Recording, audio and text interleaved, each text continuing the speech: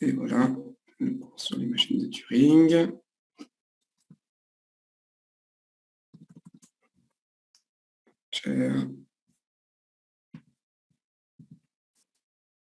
Voilà. On en était là, normalement, sur les exemples de machines de Turing.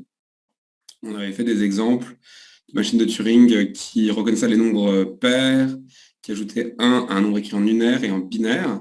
Et on avait utilisé le site Turing Machine Simulator pour vraiment implémenter une machine de Turing. Alors certains ont fait le TD déjà, ont plus d'expérience sur la machine de Turing, et d'autres vont le faire seulement vendredi. Du coup, je vais quand même essayer d'être, on va dire, assez lent pour que vous ayez bien le temps de tout voir. Peut-être on va redonner des exemples de machines de Turing à la fois programmées sur le site Turing Machine, mais aussi décrites par un petit automate visuel, dessiné, je veux dire par visuel, pour voir un petit peu comment on traduit les choses en différents formalismes. Alors, et puis on va faire aussi, surtout aujourd'hui, des variantes de la machine de Turing. De la même manière qu'il y avait des variantes des automates, on pouvait avoir des déterministes, des non déterministes, des complets, des pas complets, etc. Là, il y a plein de variantes de la machine de Turing qui se trouvent être, on va voir, à peu près la même chose qu'une machine de Turing telle que je vous l'ai définie. Alors, attendez, je vous mets ça en plein écran. Voilà. Alors, la question qu'on va se poser... Excusez-moi, mais là, je travaille maintenant.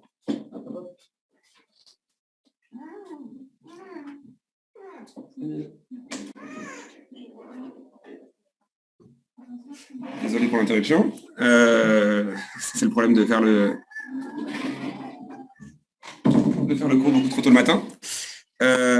Alors, peut-on généraliser nos modèles de calcul pour calculer plus de fonctions? Donc, c'est la question qu'on s'est posée depuis le début. Est-ce que, en passant d'un automate à un automate à pile, est-ce qu'on peut reconnaître plus de langage? On avait vu que oui. Est-ce que, en passant d'un automate à un automate non déterministe, est-ce qu'on peut reconnaître plus de langage? Et on avait vu que non, puisqu'on peut faire la déterminisation, etc. Est-ce que, en passant d'un automate à pile à une machine de Turing, donc à une bande au lieu d'avoir une pile, est-ce qu'on peut reconnaître plus de langage? Et on a vu que oui. Par exemple, en TD, on a fait le langage ANBNCN, et celui-là, il n'est pas reconnaissable par une machine avec juste une pile, par un automate à pile. OK? Donc la question générale, c'est est-ce que je peux encore changer de modèle de calcul après la machine de Turing, prendre quelque chose d'encore plus puissant pour pouvoir reconnaître encore plus de langage, pour faire plus d'algorithmes, résoudre plus de problèmes. Et si on veut faire ça, il y a plein d'autres modèles de calcul. Vous avez par exemple des machines de Turing qu'on va voir aujourd'hui qui utilisent plusieurs rubans, plusieurs bandes. Okay, et bien sûr des machines de Turing non déterministes, définies exactement comme les automates non déterministes. On verra ça aussi. Il y a d'autres types de machines. Il y a par exemple ce qu'on appelle les machines RAM ou de von Neumann. Ça modélise très bien ce que c'est le langage assembleur. Je ne sais pas, est-ce que vous avez déjà vu de l'assembleur en cours? Ça modélise très bien ce que fait un processeur, en fait. C'est très proche des équipements, on va dire. Non, vous n'avez pas vu encore d'assembleur? C'est possible que vous voyez ça dans des cours de système ou de programmation bas niveau, mais ok. On va voir ça d'un point de vue un petit peu théorique. On peut avoir comme modèle de calcul le pseudocode, c'est ce qu'on fait en algo. En algo, on a une sorte de pseudocode qui représente un langage algorithmique, ce qu'on peut appeler de la programmation impérative. Donc vous avez des boucles, etc., des variables, tout ce que vous pouvez imaginer, très simple, une sorte de C très simple, quoi. Ça, c'est une sorte de modèle de calcul si on le définit proprement. On peut se demander, est-ce que ça fait plus qu'une machine de Turing? On a ce qu'on appelle les fonctions récursives. C'est une construction mathématique qui date du même moment que les machines de Turing, qui définissent tout un ensemble de fonctions qu'on pense être calculables. Et ça colle vraiment avec ce qu'on appelle la programmation fonctionnelle. Je ne sais pas si vous avez déjà vu des langages fonctionnels. Dans les langages avancés, normalement, vous devez voir ce genre de choses-là. Ça ressemble pas mal. Et puis, il y a un dernier modèle de calcul que tout le monde connaît, que vous utilisez tous les jours, c'est votre cerveau. D'accord? Donc, qu'est-ce qui est capable de calculer un cerveau? Est-ce que c'est plus qu'une machine de Turing? Voilà.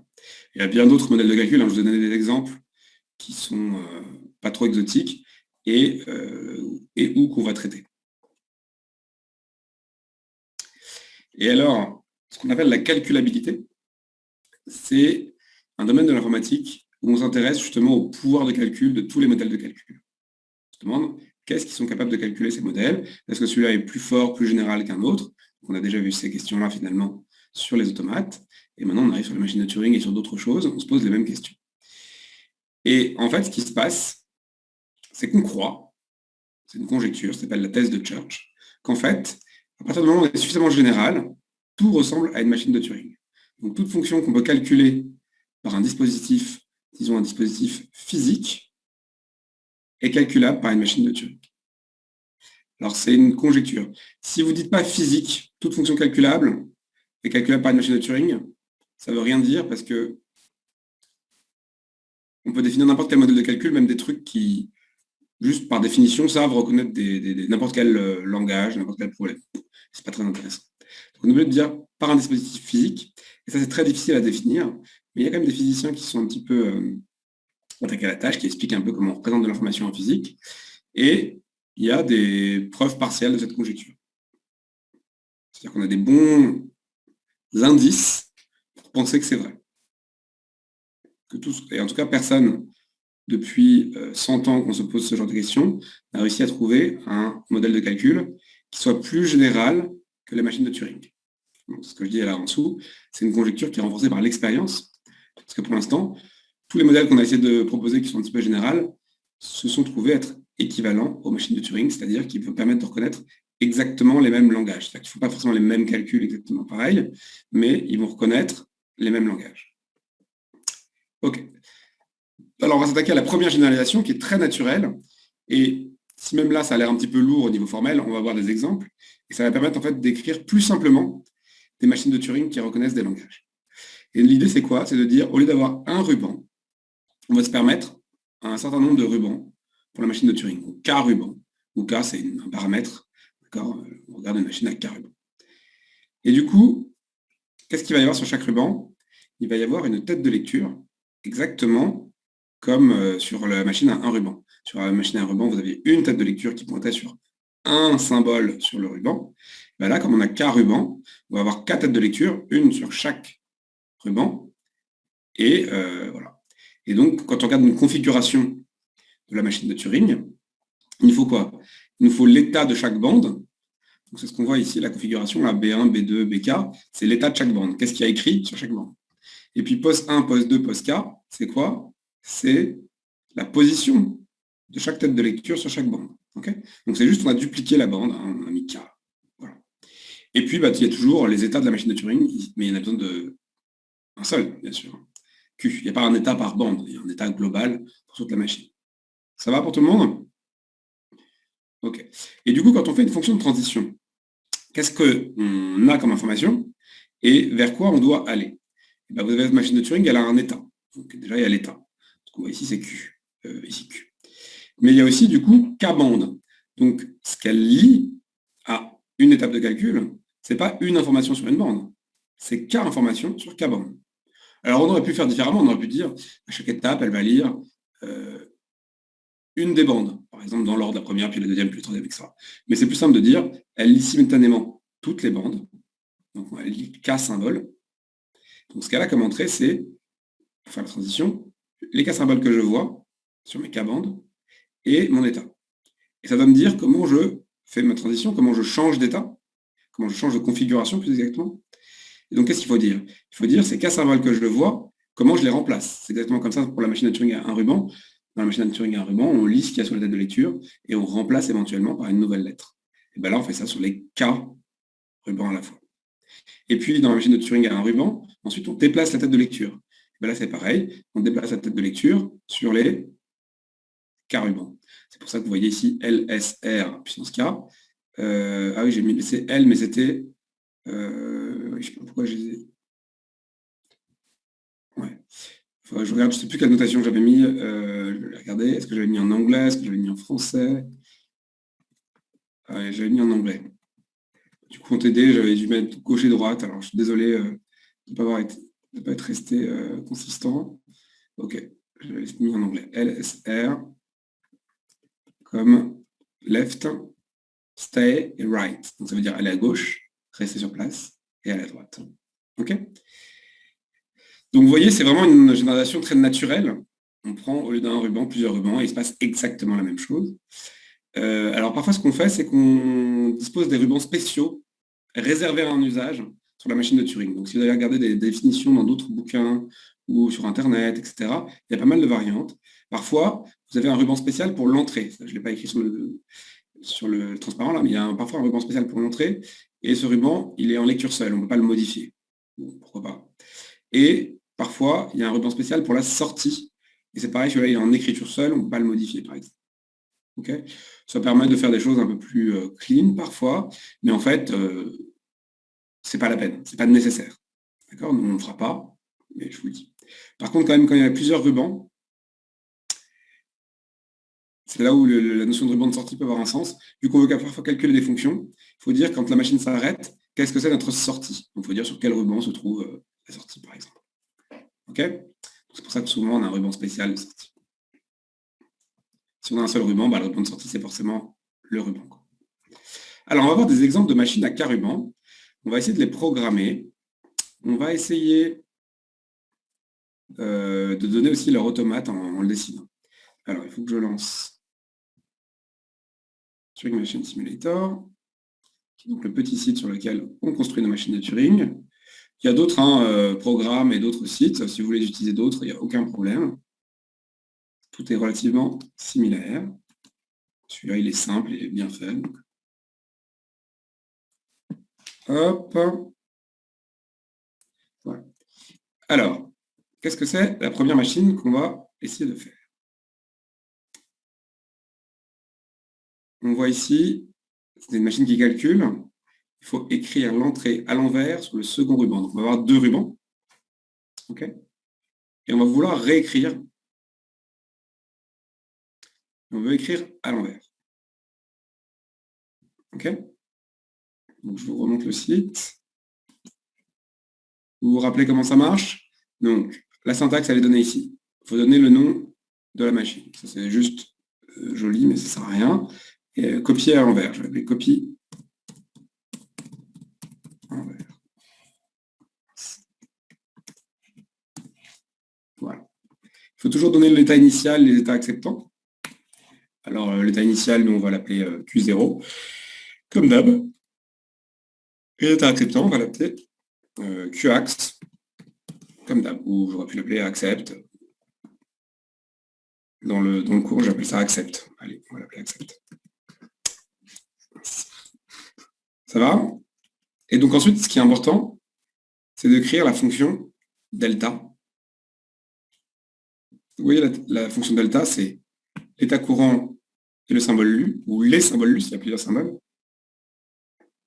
Et ensuite, on doit mettre l'état vers lequel on transitionne, les symboles qu'on écrit sur les têtes de lecture et les déplacements. Okay. Donc là, comme on va avoir deux rubans, là, on va avoir à chaque fois deux symboles lus, deux symboles écrits et deux déplacements. Donc, faisons un premier état. Donc l'idée, c'est Q0, on va partir de Q0, c'est notre état initial, on veut recopier. Donc, il y a un certain nombre de possibilités, mais ce qui est sûr, c'est que l'entrée, elle est sur le premier ruban. Donc au début, sur le deuxième ruban, vous avez forcément quoi? Puisqu'il est vide. Qu'est-ce que c'est le symbole pour dire qu'il y a du vide? Ouais, donc je vois là les gens qui me répondent deux bonnes réponses. Soit carré blanc, effectivement, le square, là, c'est ce que j'ai utilisé pour noter, qui est assez fréquent si vous regardez des bouquins, pour noter quand on écrit dans un livre ou sur une feuille, c'est le vide. Et là, je vois aussi l'underscore, et l'underscore, c'est du coup le symbole, parce qu'on ne peut pas vraiment taper un square facilement avec votre clavier. Donc l'underscore, c'est le symbole qui a été utilisé là, dans ce logiciel-là, pour représenter une case vide. Ça doit être écrit là. Ça peut marquer. OK. Alors, donc du coup, on est sûr que on va lire normalement une lettre sur la première ruban et un symbole vide, donc un underscore, sur le deuxième. Donc par exemple, disons que c'est 0, 1 l'alphabet, on peut lire un truc comme ça. Et on va se poser la question, qu'est-ce qu'on doit faire quand on lit 0? Mon but, c'est de le recopier sur le deuxième ruban, mais à l'envers. Je vais recopier le mot à l'envers. Bon, je ne vais pas changer d'état, il n'y a pas de raison a priori. Sans doute, je vais le recopier. Donc ça fait ça. Ça fait quoi? Ça veut dire que le 0 que j'ai lu, je le recopie sur le ruban en dessous.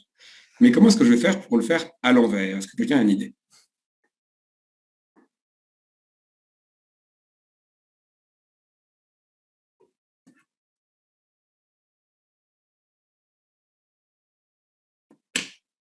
Ah, on va aller vers la gauche. Effectivement, au fur et à mesure qu'on lit le ruban du haut, eh ben, on va écrire le ruban du bas à l'envers. Très bien. Oui, alors c'est en considérant que nos rubans sont infinis sur la gauche. Donc c'est une très bonne remarque, hein. Donc c'est Corentin qui écrit ça. C'est s'il est bidirectionnel. Il se trouve que là, dans le cours, on l'a dit unidirectionnel parce que certaines choses se simplifient. Mais là, le site qu'on utilise une bande bidirectionnelle, donc un ruban infini des deux côtés. Okay, donc on va pouvoir en profiter pour simplifier ça. Peut-être on pourrait faire les deux solutions. Une solution où on fait avec un ruban bidirectionnel, on va faire celle-là d'abord parce qu'elle est plus simple, et ensuite une solution avec un ruban unidirectionnel. On va prendre notre temps pour voir justement qu'est-ce qui se passe quand on change de modèle, et on va voir qu'on peut s'adapter en fait, il n'y a pas de problème. Donc Q0, 0, 0, et donc on a dit déplacement vers la droite normal sur le ruban du haut pour lire le mot qu'on recopie, et du coup déplacement vers la gauche pour recopier à l'envers. Okay, alors bien sûr, on va faire la même chose pour le 1. Donc Q1, 1, 1, on recopie les 1 aussi. Et qu'est-ce qui doit se passer pour quand je lis un symbole blanc sur le ruban de départ? C'est-à-dire que j'ai terminé la lecture du mot. Si je termine la lecture du mot, où est-ce que j'en suis de mon calcul? Ouais, j'ai terminé en fait. J'ai tout recopié. Du coup, effectivement, je peux transitionner vers l'état que j'ai appelé accept. Et puis, il n'y a pas de raison de changer quoi que ce soit. Donc, on laisse des blancs et on laisse les têtes de lecture sur place. OK. Donc, maintenant, vous voyez, il est tout simple. Celui-là, je peux compiler. Et vous voyez que quand je compile, on visualise deux bandes. Donc, il a vu que j'avais à chaque fois lu deux caractères. Donc, je sais que c'est deux bandes. Et donc, je peux mettre mon input. Voilà. Je charge mon input. Et on va voir très lentement ce qui se passe. Donc, il y a un seul état. À chaque étape, vous voyez, les deux rubans vont dans le sens contraire.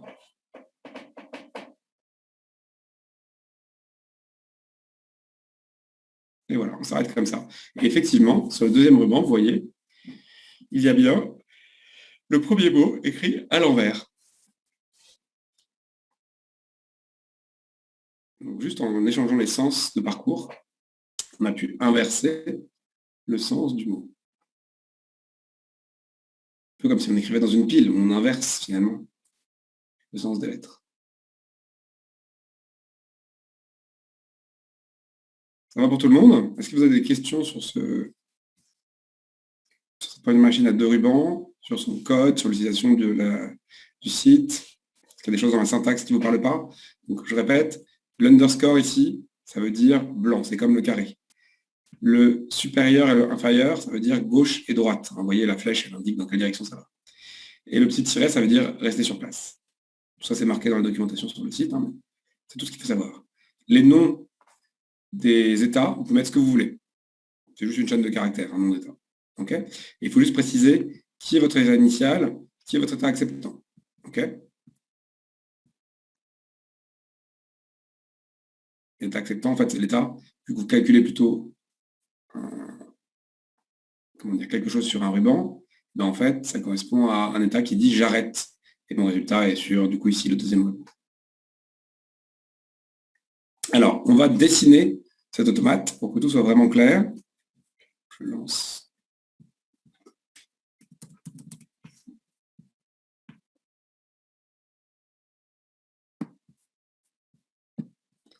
Voilà. Donc, cet automate, il est très simple à dessiner. Pourquoi? Parce qu'il a un seul état. Et donc, je vous rappelle qu'on dessine ça. Donc, je dis automate, mais c'est une machine de Turing, mais automate avec une bande, avec une mémoire. Il a un seul état. Par exemple, toujours pareil, Q0. Il a un seul état qui est donc à la fois, excusez-moi, un seul état de calcul, qui est l'état initial. Mais on a fait un état spécial pour s'arrêter, qui est accept. Je préfère qu'il soit explicite. Comme ça, c'est très bien. Alors, qu'est-ce qu'on a? Le calcul, il se fait toujours sur Q0 et un certain nombre de transitions. Et l'acceptation, on l'a vu tout à l'heure, c'est quand on lit blanc, blanc. D'accord? Et alors, qu'est-ce qu'on va écrire? Donc là, vous voyez, il faut mettre beaucoup d'informations parce qu'il y a 2 rubans. Donc si je lis blanc, blanc, je n'ai pas la place de tout écrire, c'est un peu galère. Je vais les écrire comme ça pour que ça se voit bien. J'ai vu blanc, blanc sur mes 2 rubans. Je vais écrire blanc, blanc, et je vais rester. On fait rien. Et maintenant, je vais mettre mes différentes transitions, enfin il y en a 2. Donc il y a plusieurs possibilités. C'est soit je lis 0 et blanc, et à ce moment-là, je vais... Vous voyez, je mets des paires pour qu'on visualise plus simplement ce qui se passe. Donc c'est à chaque fois une paire, c'est les 2 rubans. Donc c'est ce que je lis, ce que j'écris, et ensuite mes déplacements. Donc ce que je lis, c'est 0 carré, 0 blanc. Ce que j'écris, c'est 0, 0. Donc j'ai recopié le 0. Et mes déplacements, c'est celle du haut, c'est droite, celle du bas, c'est gauche. Alors du coup, on a dit qu'on écrivait en anglais. Désolé pour ceux avec qui je l'écris en français pendant le TD, on va rester cohérent avec le cours. Donc on a dit right, left. Okay. Et puis ensuite, il y a la deuxième transition qui tourne beaucoup aussi. C'est si je lis un 1, et ben, je recopie le 1, exactement pareil.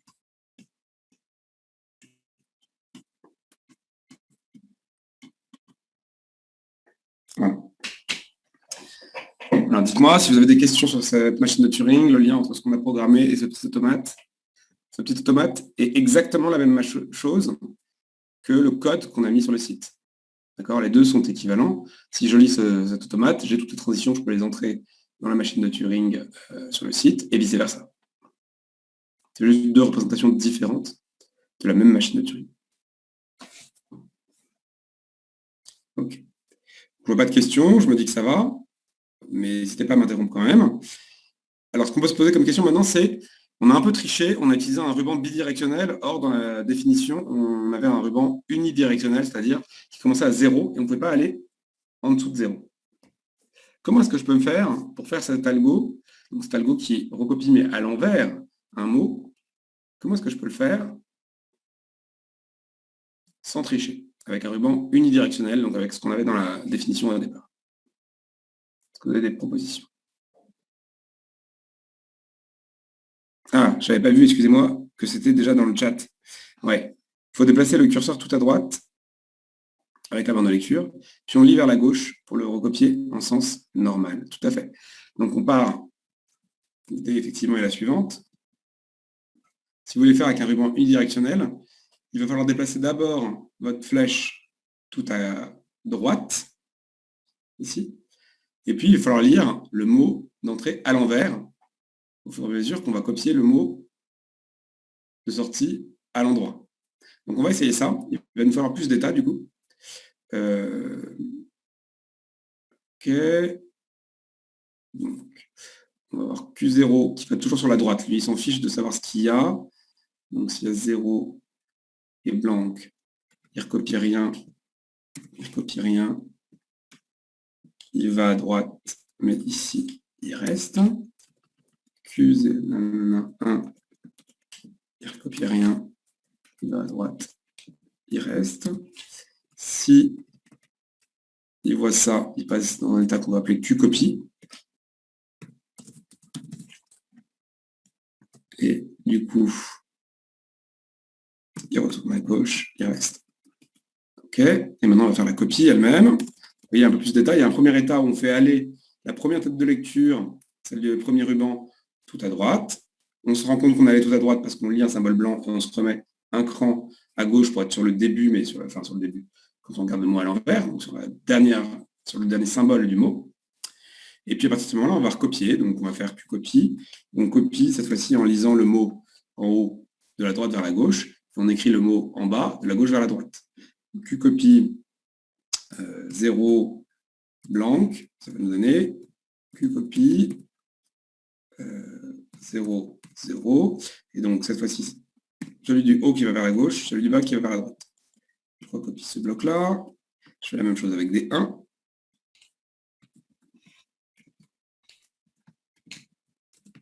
Et enfin, je mets un état d'acceptation. Copie. Si jamais je vois le symbole blanc, ça veut dire que j'ai terminé ma lecture de mon mot. Et donc, je vais passer à accept. Pareil, on ne change rien. Tac, tac. Tac, tac. Voilà. Donc, on compile celui-là. On essaye de voir ce qu'il donne. Et vous allez voir. On voit effectivement qu'au début, il ne se passe rien sur la deuxième bande, mais on va se positionner sur la première à la fin du mot. Donc, toujours pareil, pour se positionner à la fin du mot, c'est qu'on arrive sur du blanc et on passe à un nouvel état en revenant encore en arrière. Puis maintenant, je copie. Et vous voyez, je copie dans l'ordre dans lequel je les vois. Et c'est terminé. Et là, qu'est-ce qui se passe? Il se passe que ici, là, je ne suis jamais allé à gauche de la première position dans la deuxième bande. Donc j'ai utilisé bien une bande infinie seulement vers la droite. Bien sûr, là, on ne le voit pas parce que les bandes qui sont représentées sont infinies dans les deux sens sur ce site-là. Ils ont une variante un tout petit peu plus, on va dire, riche que celle que nous, on avait proposée en cours. Est-ce qu'il y a des questions sur cette machine, donc cette variante, qui est celle qui est normalement adaptée à la définition du cours, c'est celle-là qu'on aurait dû donner dès le départ. Elle est un petit peu plus compliquée, vous voyez, il y a un état de plus. On a dû faire une première action qui était se positionner au bon endroit.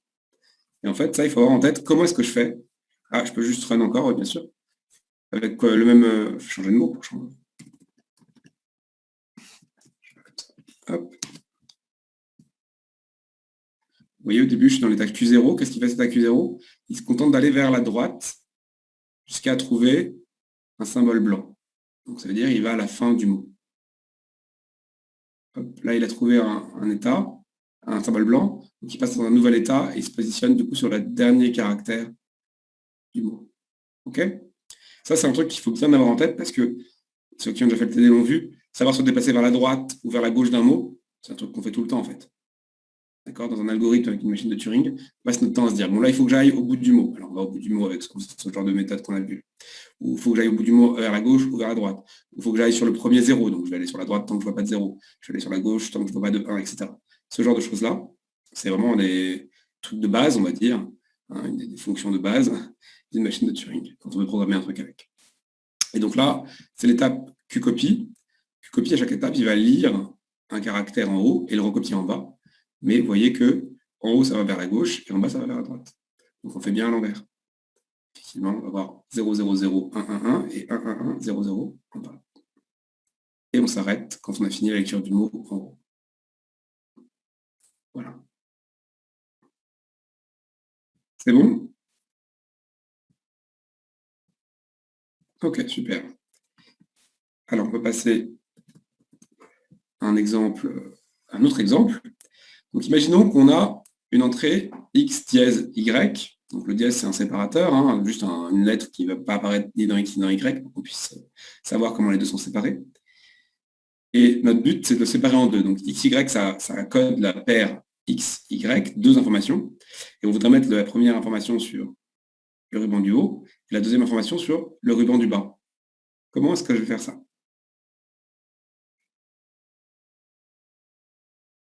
Ça peut être un truc pratique quand on veut faire un calcul. On va commencer par décoder une paire, la mettre sur deux endroits différents, la découper, quoi. Donc là, je vous montre des petites opérations de mémoire, en fait, de gestion de la mémoire. Ça va être des opérations utiles quand on va vouloir faire des programmes plus compliqués. C'est bien de savoir qu'on sait les faire et comment on les fait.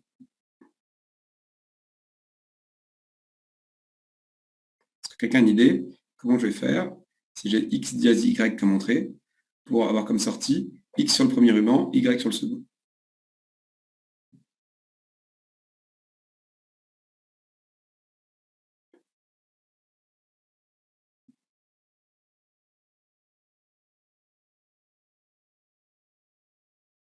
Vous voyez que si j'ai x dièse y sur le premier ruban et que je vais avoir la fin x sur le premier ruban, il suffit que j'efface des trucs. Donc j'efface ce premier ruban, dièse Y. OK? Mais il ne faut pas que je perde le Y, il faut que je le mette sur le second ruban à ce moment-là. Personne n'a d'idée? Bien sûr, vous pouvez réaliser les choses en même temps que moi, hein, pendant que je les raconte. Essayez de les faire vous aussi sur une machine simulateur. Alors, on va effacer à chaque fois qu'on lit. C'est vrai. Donc en fait, il faut lire d'abord X. Plus exactement, il faut trouver le dièse, quoi. Voilà, à la lecture du dièse, on change d'état, parce qu'on sait qu'on a fini de lire X. À ce moment-là, on va tout effacer. Et au fur et à mesure qu'on efface, on recopie sur le ruban du bas. Exactement. Donc, vous allez voir, c'est pas difficile. Donc c'est une petite. Donc là, on va l'appeler ça C par paire. Je sais que ça paire. 0, accepte. Non. Donc c'est quoi l'idée? On veut aller vers la droite tant qu'on n'a pas vu le dièse. Donc, tac, tac, tac, tac, c'est parfait, je vais vers la droite. Puis 0, 1, je vais vers la droite. Maintenant, il me faut Q0 dièse. 1, et on va l'appeler Q-copie aussi. C'est très bien. Le dièse, on l'efface. Il n'y a toujours rien en dessous. Et cette fois-ci, on va toujours vers la droite et on reste. OK. Quand on va recopier, on va copier en bas, effacer en haut. Donc si je vois un 0 en haut et qu'il n'y a rien en bas, ben maintenant il va y avoir rien en haut et un 0 en bas. Et les deux vont se déplacer dans le même sens. Donc 1 en haut, ça va faire rien en haut, 1 en bas, et les deux se déplacent dans le même sens. Et quand est-ce que je sais que j'ai terminé? Tout simplement quand j'arrive à un blanc sur le premier ruban, c'est toujours pareil, ça veut dire que j'ai fini de lire le mot qui est sur le premier ruban. Si j'ai fini de lire le mot sur le premier ruban, effectivement, ben, j'ai terminé. Donc là, je pense que j'ai terminé, on va voir si ça marche. Donc, hop, dièse. C'est parti. Normalement, au début, il ne se passe rien, c'est-à-dire juste, il se passe un déplacement. C'est seulement au moment où j'arrive sur le dièse que vous voyez le state qu'on voit apparaître ici va changer. Q0 va devenir copie normalement.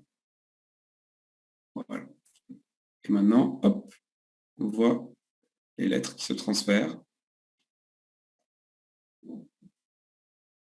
Et c'est terminé. Alors, ça fait exactement ce qu'on veut. Par contre, on n'a pas précisé où doivent être les têtes de lecture. Parce qu'on dit, ce que je veux, c'est une sortie. Donc, je veux tel truc sur le premier ruban, tel truc sur le deuxième ruban. Parfois, si on veut composer des machines, on doit aussi dire, je veux savoir où sont les têtes de lecture. Par exemple, ici, on pourrait vouloir dire, les têtes de lecture sont au début des mots X et Y sur les deux rubans. Ce ne serait pas très dur à faire. Il suffirait de faire un petit état qui revient vers la gauche. Et on pourrait repositionner les têtes de lecture sur le début des mots X et Y. D'accord? C'est des choses qu'on sait faire aussi. Est-ce qu'il y a des questions là-dessus? Est-ce qu'il faut que je vous fasse le petit dessin de l'automate?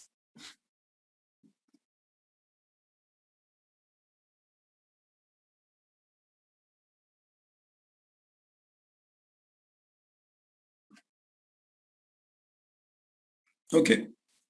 Alors c'est parti. Donc on l'a fait avec 3 états, celui-là. On l'a fait avec Q0 qui permet d'aller se positionner sur le dièse. Q-copie qui permet de recopier le Y tout en l'effaçant de la première bande. Et accept qui permet juste d'arrêter. D'accord? Typiquement avec la machine de Turing, vous n'allez sans doute pas avoir beaucoup d'états quand vous programmez une machine de Turing. Parce que tout est quasiment dans la mémoire. Donc Q0, qu'est-ce qu'il fait? Il va vers la droite tant qu'il ne voit pas de dièse. Donc, s'il ne voit pas de dièse, c'est qu'il voit 0 blanc ou bien 1 blanc.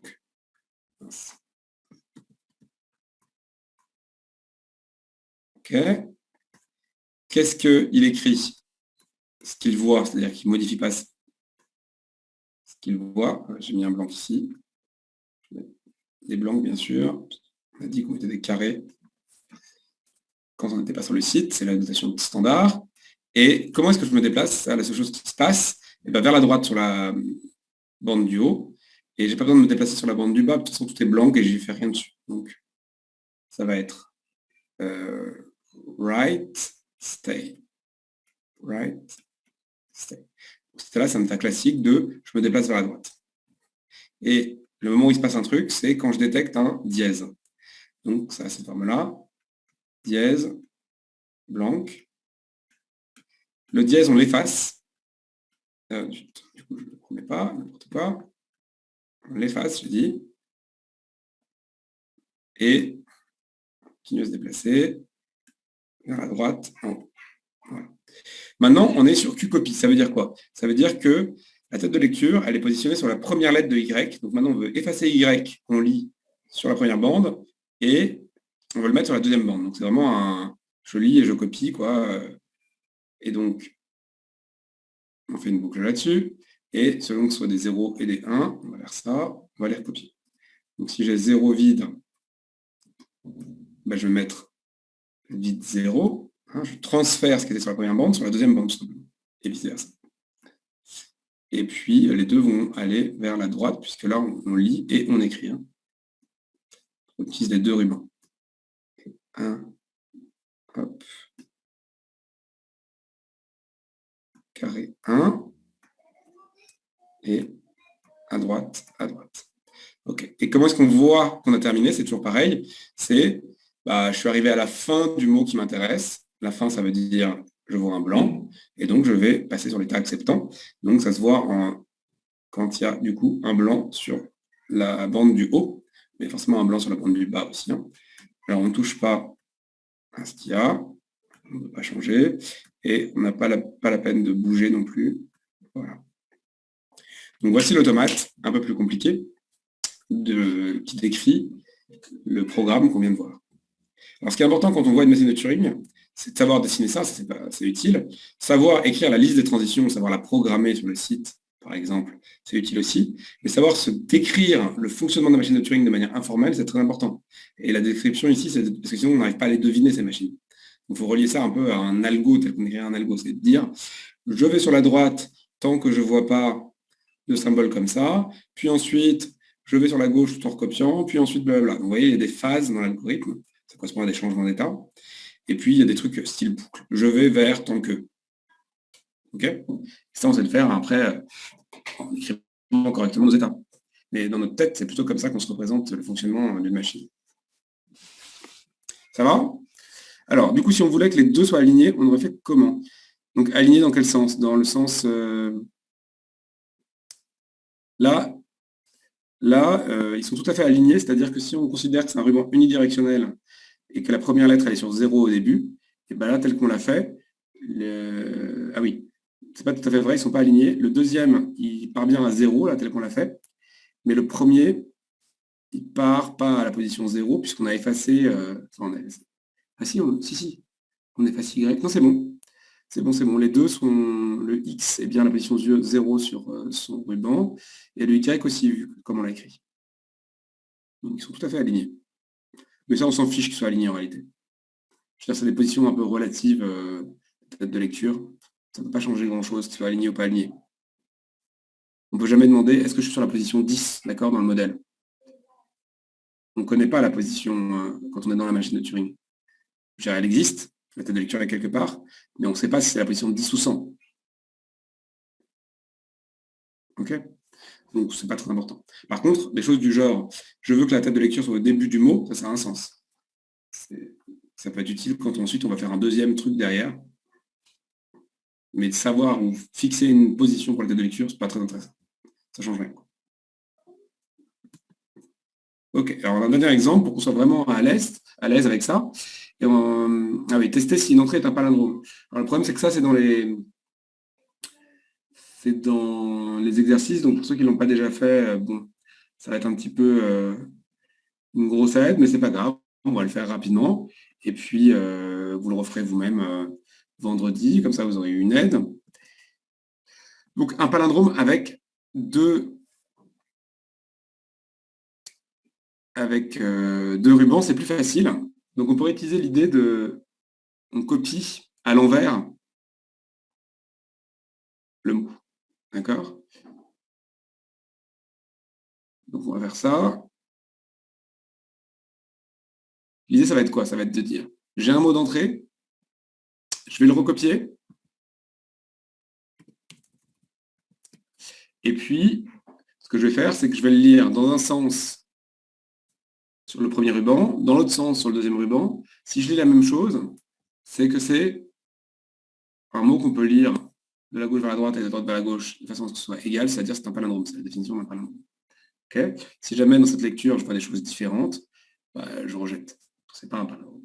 Okay, donc toute la difficulté, c'est faire finalement ce qu'on a déjà fait avant, recopier. Donc je vais garder un petit peu les codes pour pouvoir recopier. Donc je recopie d'abord gentiment tout ce que je vois dans l'ordre. Je recopie le 1.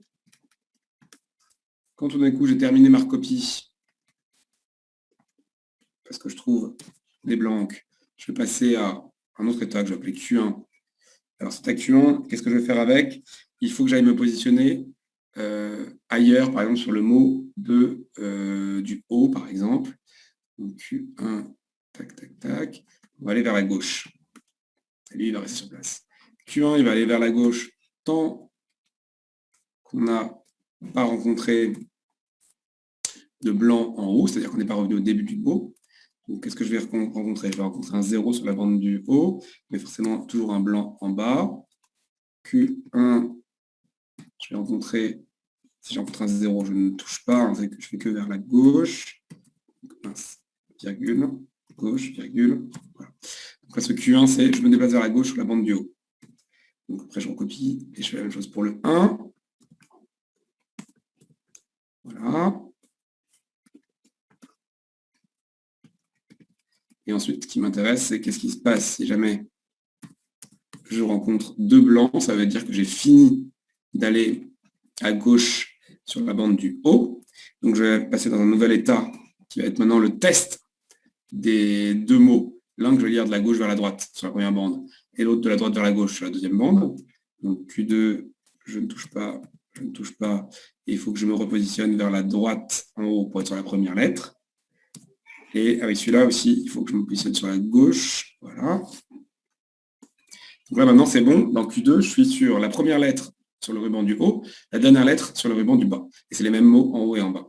Donc maintenant, je vais tester si c'est les mêmes valeurs. Donc, comment je fais pour tester si c'est les mêmes valeurs? Tout simplement, je fais des transitions quand je lis la même chose. Si je lis 0 et 0, je suis content, j'avance. Je n'y touche pas, hein, mais j'avance. Et comment est-ce que j'avance? J'avance vers la droite en haut et vers la gauche en bas. C'est ce que je fais dans le sens contraire. Les deux rubans. 1, 1, c'est pareil. Q2, 1, 1, vers la droite, vers la gauche. Et à quel moment je sais que j'ai terminé? Je sais que j'ai terminé quand j'ai fini de lire les mots. D'accord? Donc, je suis content si j'arrive à un truc qui est blanc-blanc. Il faut que j'ai fini de lire les mots en même temps. Blanc-blanc. Et du coup, si j'ai blanc-blanc, eh ben, j'accepte. Donc, ça fait quoi? Underscore, underscore, tiret, tiret. Ok, on va voir ça ensemble. Donc, celui-là, c'est un palindrome. On va regarder ce que ça fait. On voit, première étape, on a déjà fait ça, c'est juste la recopie d'un mot. Donc, je me contente de recopier le mot. Vous voyez, en fait, je suis en train de composer plusieurs idées qu'on a déjà eues. Je recopie le mot. Maintenant, je fais un déplacement vers la gauche sur une seule bande, tant que je n'ai pas vu du blanc. Bon, tout va bien. Et une fois que j'ai trouvé un blanc, je me remets sur la première lettre et la dernière lettre. Voilà. Et je suis donc sur la première lettre de mon mot sur la première bande, la dernière lettre de mon mot sur la dernière bande. Donc maintenant, je vais comparer les lettres, étape par étape. Tant que c'est les mêmes lettres, je suis content, j'avance. Là, j'ai fini un palindrome, donc ce sera toujours les mêmes lettres.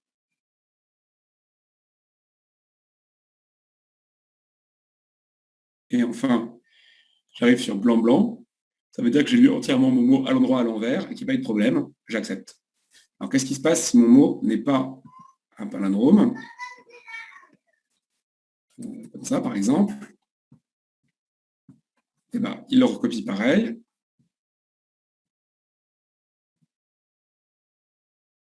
Il se place sur la première bande, également sur la première lettre.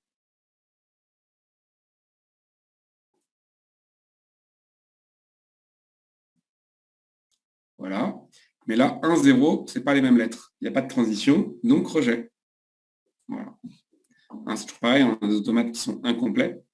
S'il n'y a pas la transition, on rejette. Est-ce qu'il y a des questions sur ce palindrome? Vous le ferez, ceux qui ne l'ont pas déjà fait, vendredi. Il faudra plusieurs versions en plus. Une version avec un ruban, une version avec deux rubans. Donc là, vous avez vu la version avec deux rubans, qui est plus simple. Un peu plus simple.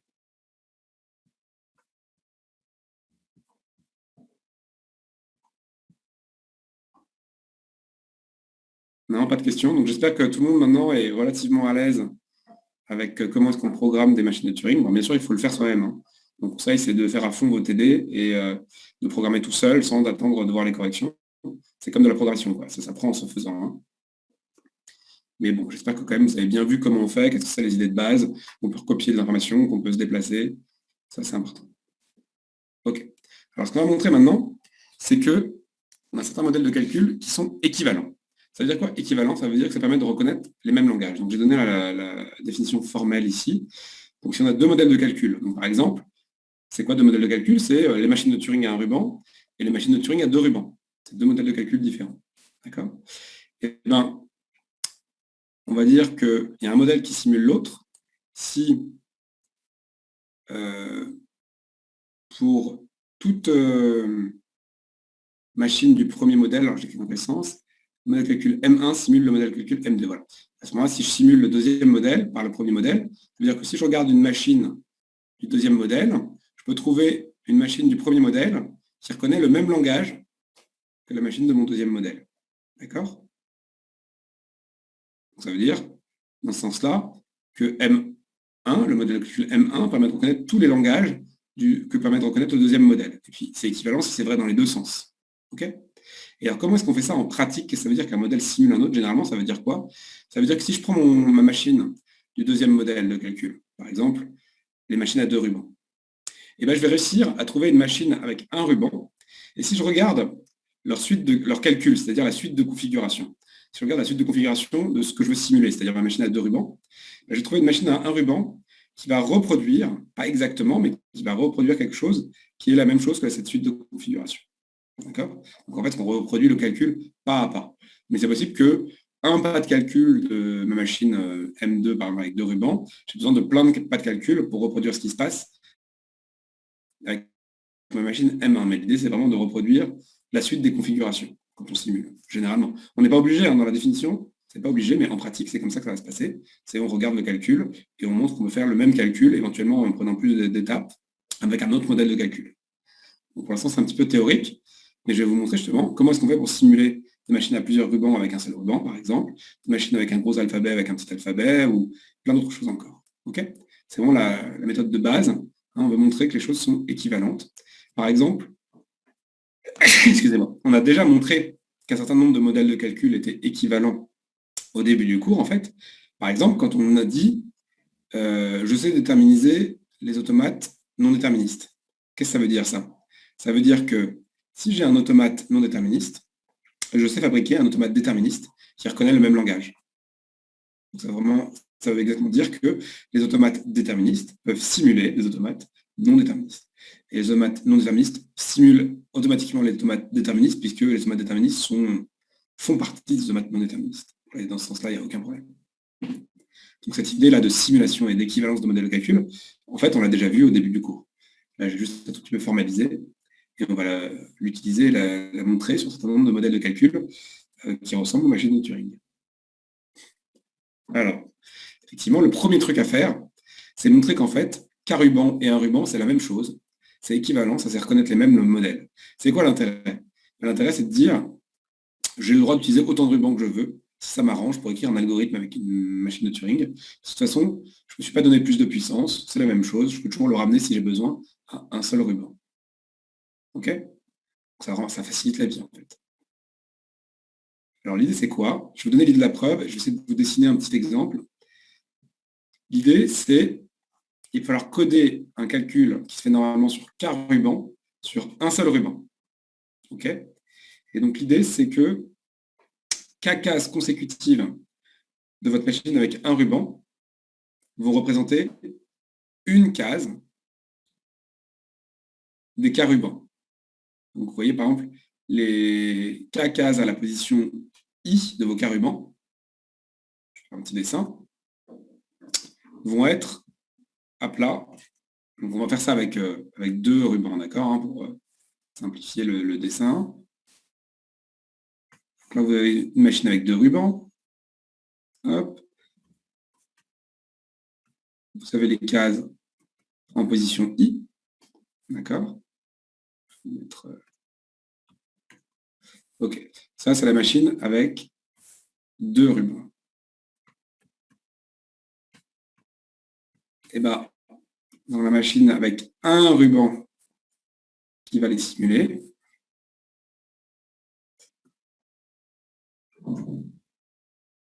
les cases, elles vont être là, en 2i-1, je crois, et 2i. À vérifier. Si on commence à 0, ça doit être ça. 0, 1. Non. Non, 2i et... Je dis une bêtise. 2i et 2i plus 1. Hop. Les indices que je mets, c'est les positions. Hop. Voilà. Et donc, si par exemple, ici, je vais enlever le zigouigoui, hein. Hop. Hop. Donc, il y avait A et B.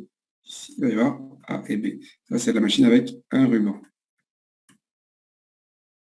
OK? Donc ça, c'est l'idée, hein. Pour l'instant, je n'ai pas encore expliqué comment elle fonctionnait, hein, mais on a une machine à 2 rubans à gauche et je prétends que je vais la simuler par une machine à 2 rubans à droite. Et je suis en train de vous dire, qu'est-ce qu'elle va contenir dans son ruban? La machine de droite, la machine à un ruban. Ben, elle va contenir toute l'information qu'il y a sur les 2 rubans. De quelle manière? Ben, les 2 cases en position I vont être contenues côte à côte dans le ruban. OK? Bien. Alors, on va regarder la suite de la preuve. On enrichit également l'alphabet pour noter sur quelles cases sont les têtes de lecture. Donc, par exemple, il y a 2 têtes de lecture. Donc, imaginons que sur la case I plus 1, belle application de l'hôtel de Hilbert. Alors, c'est à peu près ça, ouais. Ça veut dire que vous avez regardé les vidéos que j'ai indiquées sur le cours. En tout cas, il y a une vidéo qui contient des explications de ça. Tout à fait. C'est effectivement comment est-ce qu'on est en train de coder 2 trucs infinis dans un seul truc infini. D'accord. Vous allez voir, je vais vous donner des vidéos à regarder où il y a tout à fait ces choses-là bien expliquées. Et on est obligé de faire tout ça en ce genre de codage, en fait, quand on utilise des machines de Turing. Donc là, c'est le plus simple qui existe. Donc voilà. Alors attendez, j'explique la tête de lecture. Donc on imagine ici qu'on a notre tête de lecture. Ça, c'est la tête de lecture, hein, d'accord? Elle est en I plus 1. Par exemple, ici, il y a un B. Ici, il y a un C. OK? Donc, qu'est-ce qui va se passer? On va ajouter des lettres. Donc, par exemple, ici, pour noter que la tête de lecture, elle est sur le B, je vais écrire ici un truc que je vais appeler B étoile. Puis un C, du coup. Voilà. Donc, comment est-ce qu'on sait qu'il y a une tête de lecture au bon endroit? Enfin, dans la machine originale, parce que tout d'un coup, il y a une lettre spéciale qui s'appelle B étoile. Ça veut dire qu'il y a B et la tête de lecture de la machine originale est là-dessus. Puis si l'autre tête de lecture était là, en I-1, là, on va avoir ici un A. Et bien ici, celui-là, ce A, il serait là. Donc on va noter A étoile. Et donc là, on a la position des 2 têtes de lecture. Donc vous voyez, là, on code par rapport à ce qu'il y a à gauche, à la fois le contenu des 2 rubans et la position des têtes de lecture. Est-ce que ça, c'est clair? Je ne vais pas encore expliquer comment vraiment il y a la simulation, mais on voit quand même qu'avec un seul ruban, je peux coder entièrement l'information de qu'est-ce qui se passe dans la première machine. Ça va, ça? En fait, il y a encore un dernier truc qui se passe dans la première machine, c'est quel est son état. Donc Q, c'est l'ensemble des états. Et ici, on va avoir un ensemble des états qui est plus large. OK, alors je continue. Ça va être quoi l'étape? Une étape de simulation. Parce que le but, ça va être de dire, quand je fais une étape de calcul sur la machine à 2 rubans, je peux représenter ce calcul-là sur la machine à 1 ruban. D'accord? Alors l'idée, c'est, je voudrais du coup modifier ma bande pour qu'elle représente la bande après une étape de calcul, les deux bandes, pardon, après une étape de calcul. Donc, il faut modifier les étoiles, si jamais on a déplacé les têtes de lecture, et il faut modifier les lettres, si on a changé des lettres, d'accord? Et puis, il faut modifier l'état, évidemment. L'idée, c'est quoi? C'est à chaque étape de simulation, donc d'une étape de calcul de la machine à deux rubans, on va aller chercher les têtes de lecture et la mettre qu'elle lise. Donc ici, vous imaginez que vous avez votre tête de lecture, elle va balayer tout ça, et elle va chercher qu'est-ce que c'est les têtes de lecture et qu'est-ce qu'il y a en dessous. Donc c'est facile. Vous avez vu, on sait faire un truc qui va vers la gauche et qui cherche le premier, qui serait le premier si on a ABC, A étoile, B étoile, C étoile, d'accord? Et puis ensuite, il va chercher le deuxième si on a deux rubans. Okay, et ensuite, ce qu'on va imaginer, c'est qu'on a des états spéciaux de lecture, et après avoir fini de balayer, par exemple, ici, je vais être dans l'état, si ici j'étais dans l'état Q, là, je serais dans l'état QAB. Ça veut dire quoi? C'est, je suis dans l'état Q, donc je me rappelle d'un certain état, mais en plus, donc on a rajouté plein d'états, il a deux valeurs en plus, c'est-à-dire qu'il y a aussi l'état QBB, il y a aussi l'état QBC, enfin toutes les états possibles, avec ce Q là. Ça veut dire quoi? Ça veut dire que j'ai lu A sur la première table de lecture et B sur la deuxième. Ok? Donc dans l'état, en faisant mon scan comme ça de la gauche vers la droite de ce qu'il y a dans mon ruban, je note quoi? Je note ce que j'ai lu sur les têtes de lecture. Donc là, je sais que sous mes deux têtes de lecture,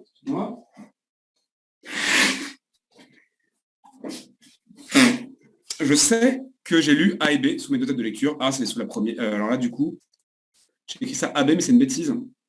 Parce que la première tête de lecture, elle est là, et la deuxième, elle est là. Donc, il faut gérer aussi qui est la première, qui est la deuxième.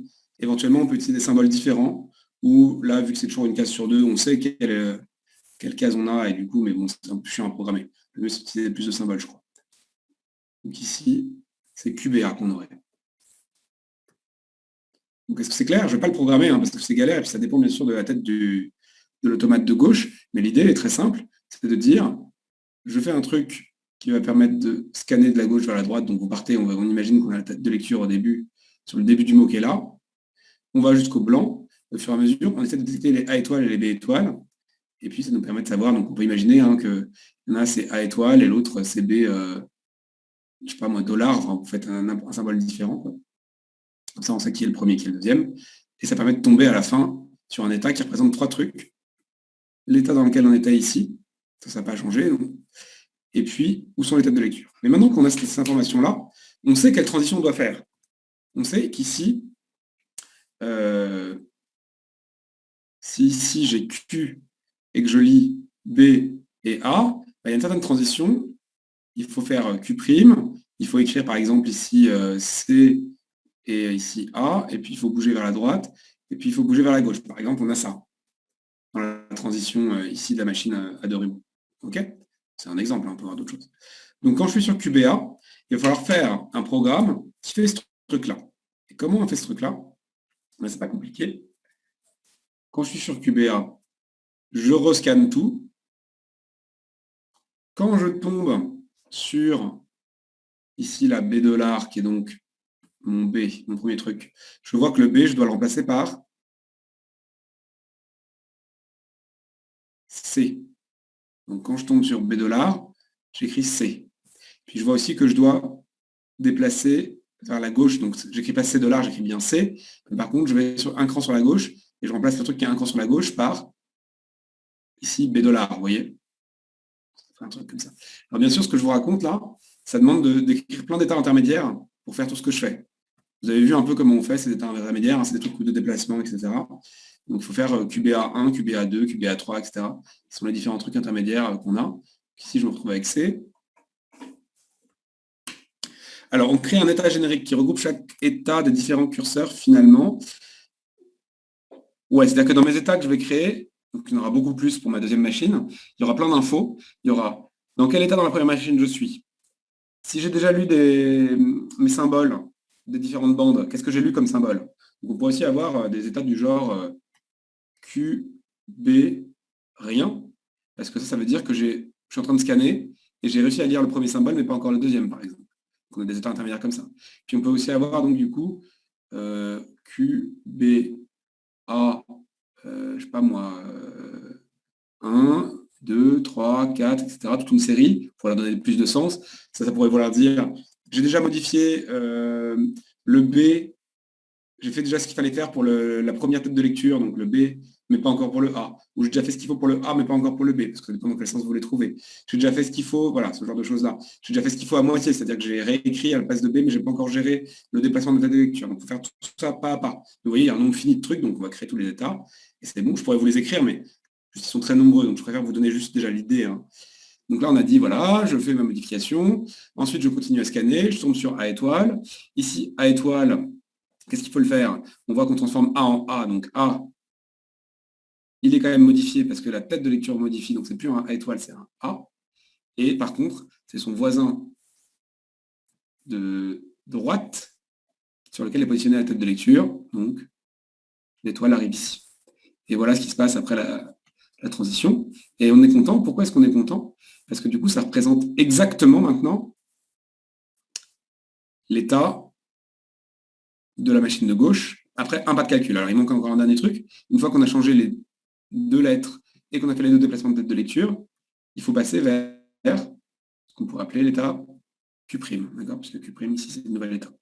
Et ça va donner ça le début d'une nouvelle étape de calcul. Vous voyez, mais donc il y a bien un invariant qui est préservé. Quand je fais une étape de calcul à gauche, à droite, ma configuration, après cette suite d'étapes de calcul que je viens de décrire, qui est assez longue, hein, et ben, elle va avoir quoi dans sa configuration? Toujours une représentation de ce qui est à gauche, c'est-à-dire les lettres telles que codées des deux rubans, ici j'ai mis étoile et dollar pour représenter où étaient les deux têtes de lecture, et puis dans son état, le même état que la machine de Turing à gauche.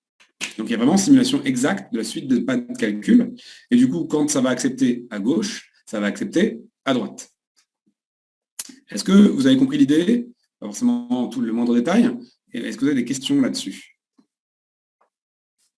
C'est important, hein, parce que vraiment, cette idée de pouvoir simuler une machine par une autre, c'est ce qu'on va faire pas mal de fois. C'est vraiment un truc à la base de l'informatique théorique, cette idée de simulation. En fait, on l'a déjà vu, hein, encore plusieurs fois dans ce cours, mais là, on va le voir sur des choses de plus en plus compliquées. Alors moi, ce que je prétends, c'est que c'est équivalent ces deux modèles. Donc j'ai montré qu'il y avait une machine là, ici, à un ruban peut modéliser à une machine à deux rubans. Plus, c'est pareil, hein. Est-ce que dans l'autre sens, c'est vrai? Est-ce qu'une machine à deux rubans peut modéliser une machine à un ruban et comment est-ce qu'on fait? Comment est-ce que je fais pour simuler une machine à un ruban avec une machine à deux rubans?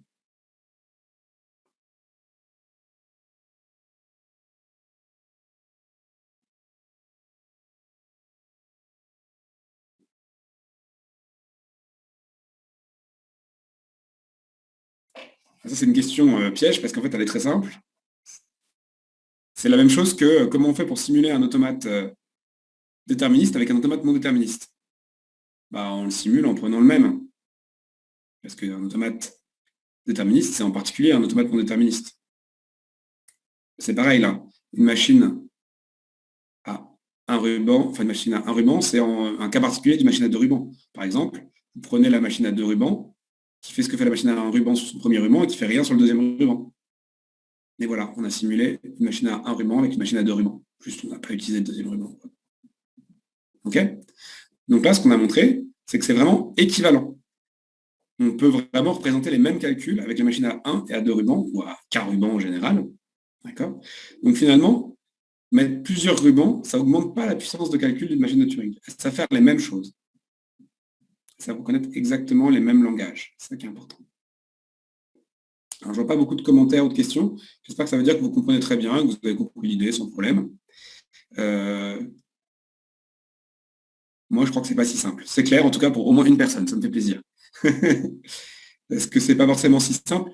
Alors, après, encore une fois, voir les détails, voir exactement comment on code chaque étape, on pourrait vouloir le faire si on avait beaucoup de temps, si on faisait un devoir à la maison, mais ce qui est important, c'est vraiment l'idée, hein. Alors, on va en faire un deuxième, et après, on s'arrêtera pour aujourd'hui. Le deuxième, c'est de dire comment est-ce que je change l'alphabet. Donc, on peut avoir dans les machines de Turing un alphabet d'entrée et de travail aussi gros qu'on veut. OK? Ouais. On peut avoir un alphabet de travail aussi gros qu'on veut, sauf que, si vous réfléchissez bien sur votre ordinateur, on n'a pas un alphabet de travail aussi gros qu'on veut. Sur votre ordinateur, vous avez quoi? Est-ce qu'on peut représenter A, B, C, Z, 25, étoile, dièse, tous ces trucs que j'utilise? On peut, mais il faut utiliser des 0 et des 1. Effectivement, il n'y a que des bits sur votre ordinateur, des 0 et des 1. Donc il faut faire ce qu'on appelle un codage. OK? Et donc, ce que je prétends, c'est que si j'ai une machine de Turing qui utilise un alphabet d'entrée et de travail, donc disons que l'entrée est sur 0 de toute façon, et que mon alphabet de travail est très large, et ben, je peux passer à une machine de Turing sur un alphabet de travail de juste 0,1. OK? Si jamais l'alphabet d'entrée est large, et de sortie du coup aussi, il nous faut un codage. Donc c'est quoi un codage? On va juste utiliser ici un codage extrêmement simple. Si vous avez par exemple 4 symboles, A, B, C, D, bah, votre codage c'est de dire que A c'est 0, 0, B c'est 0, 1, C c'est 1, 0 et D c'est 1, 1. On leur donne leur numéro écrit en binaire. Si jamais j'ai 8 symboles, ça va être des numéros écrits sur 3 bits. Si j'en ai 16, sur 4 bits, etc. D'accord? Donc un codage ici par code de taille fixe est égal pour tous les caractères. C'est très simple, hein, c'est juste on met leur numéro. Et si j'ai 6 symboles, A, B, C, D, E, F, ben, je vais faire 0, 0, 0, 0, 0, 1, 0, 1, 0, 0, 1, 1, 1, 0, 0, 1, 0, 1. Et puis c'est pas grave, il manquera, vous voyez, il y a encore 2 chiffres que je pourrais écrire sur 3 caractères. Je ne vais pas les écrire. Juste on perd un peu d'informations, c'est pas grave. Ok. Alors, ce qu'on va montrer du coup, c'est que c'est pas la peine d'utiliser tous ces symboles. Tout à l'heure, j'en ai utilisé plein. J'ai rajouté des symboles pour me faciliter la vie, vous vous rappelez, en disant, bah, maintenant, j'avais ABC, mais je vais utiliser A dollar et A dièse, non, A étoile, B dollar, etc. Donc, j'avais enrichi mon alphabet beaucoup. Et je vais montrer que ce n'est pas la peine, qu'en fait, on peut se débrouiller avec un alphabet très petit. Donc, ça va être encore une fois un truc pratique pour dire, si dans la vie, vous avez besoin de plein de rubans et d'un très gros alphabet, allez-y. Parce que de toute façon, c'est la même chose qu'une machine de Turing, toute simple, avec juste 0, 1 et juste un seul ruban. C'est ça l'idée, hein, vraiment, de toutes ces équivalences. C'est de dire, on est parti du modèle le plus simple possible, parce qu'il était plus simple à définir, plus simple de travailler avec.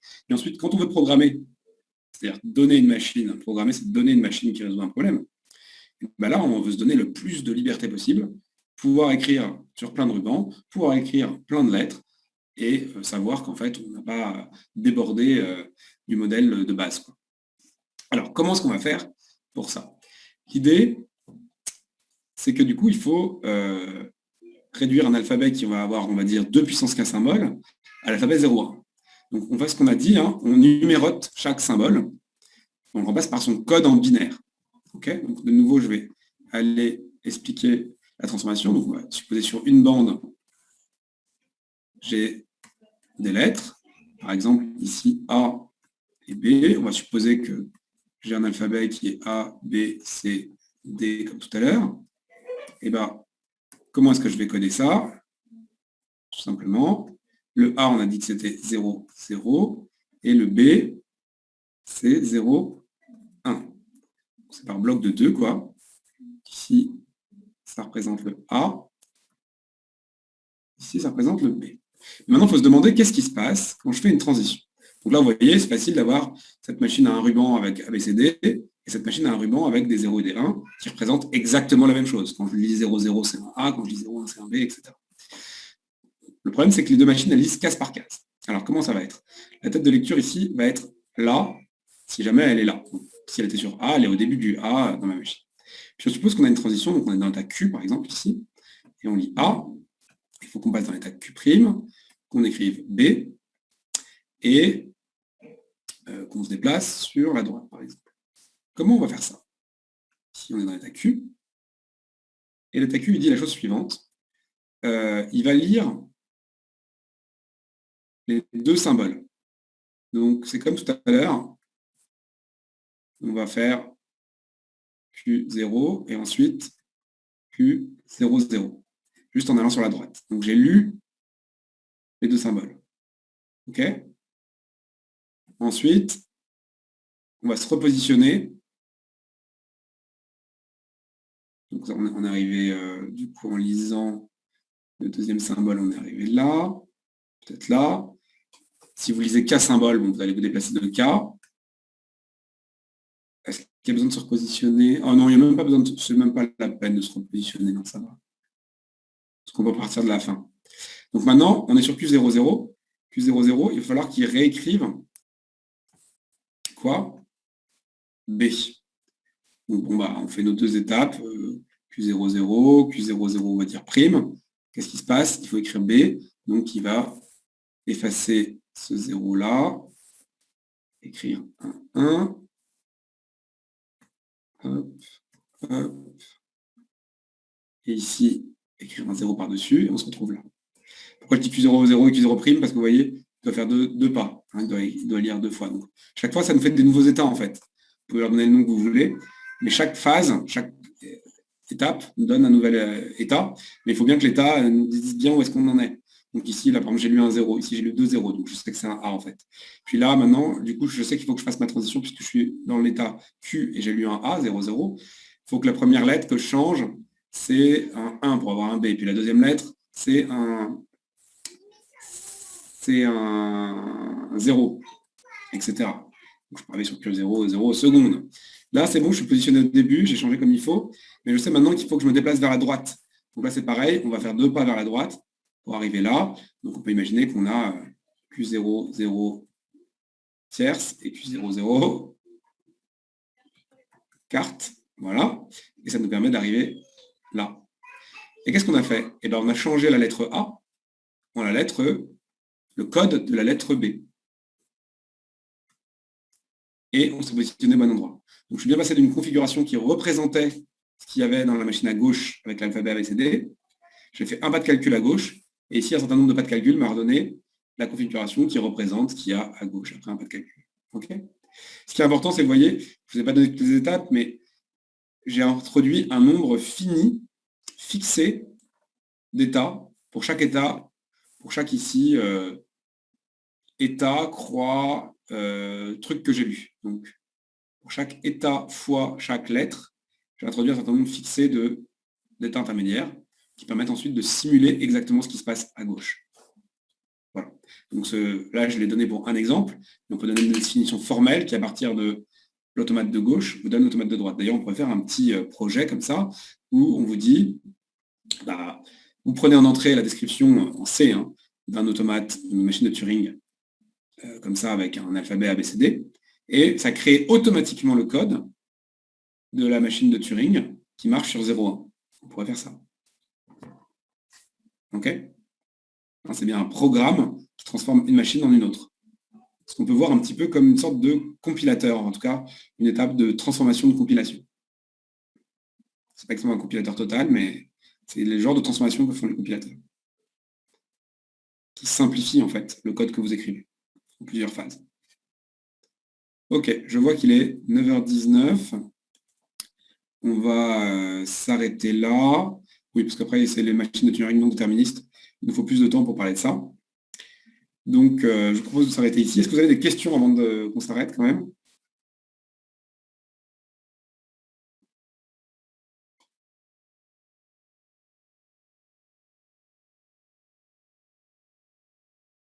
Ok, je vois pas de questions, c'est très bien. Méditez bien ça tranquillement. Alors, comment est-ce qu'on fait pour bien comprendre toutes ces choses-là? Eh bien, il n'y a pas de secret. Il faut déjà que vous alliez programmer vous-même plein de machines de Turing sur le site. Vous allez le faire en TD. Faites-le chez vous si vous avez des difficultés. Il faut programmer par soi-même avec plusieurs rubans, avec différents alphabets, voir la liberté qu'on a. Et puis, vous pouvez relire la preuve pour essayer de bien comprendre ce qui se passe, au moins intuitivement.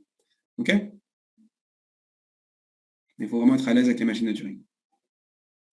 Parce que vous allez voir, c'est le modèle ultime. Donc, c'est important de savoir programmer avec une machine de Turing. Et savoir que c'est le modèle ultime, on le saura normalement au prochain cours, qui est jeudi prochain. Ah oui, alors, les vidéos, oui, quand même, je dis ça, merci beaucoup de me le faire remarquer.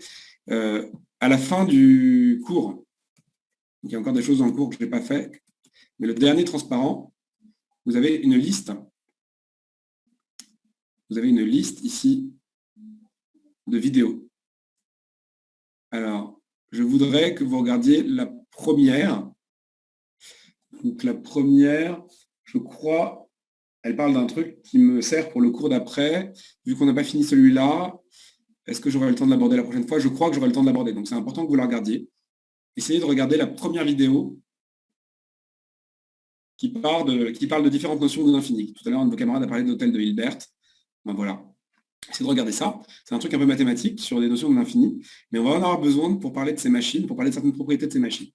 D'accord? Donc si vous l'avez déjà regardé, c'est assez didactique, c'est assez chouette. Ce sera plus simple que quand moi je l'expliquais. Ce sera plus simple si vous l'avez déjà regardé une première fois et que moi je réexplique une partie des choses qui sont là-dedans. C'est pas qu'on va faire beaucoup de maths, mais il y a un petit mécanisme qu'on va utiliser qui est assez fascinant sur l'infini en mathématiques, qu'on va appliquer aux machines de Turing. Voilà. Donc essayez de regarder la première vidéo. Et si ça vous a plu, j'ai mis de toute façon d'autres vidéos de différentes personnes qui parlent de machines de Turing. Donc ça peut vous aider à réviser, à comprendre des choses même que parfois je n'ai pas expliquées. Donc là, il y a un petit cours qui explique très rapidement ce que c'est une machine de Turing. Là, il y a des explications pas mal avancées sur les machines de Turing. Ça, c'est comment faire une vraie machine de Turing physique, avec des Lego et des choses comme ça. Et là, il y a un truc sur le jeu de la vie dont je vais parler un tout petit peu. Vous en avez déjà entendu parler, je crois, avant, mais en tant que modèle de calcul. Voilà. Donc je vous conseille, si vous êtes curieux, de jeter un petit coup d'œil, mais c'est la première vidéo que je voudrais que vous regardiez à fond. Pour la prochaine fois, on devrait avoir le temps de traiter ce qu'elle contient. Voilà, et bien je vous souhaite une très bonne semaine, et je vous dis du coup à mercredi pour ceux qui sont aidés avec moi prochain, et à jeudi prochain pour ceux qui y sont en cours, c'est-à-dire tout le monde. Au revoir.